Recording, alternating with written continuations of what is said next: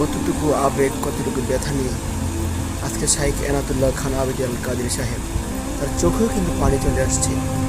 আপনারা কেন আমাদেরকে নিয়ে এমনভাবে সিনেমিনি খেলতেছেন?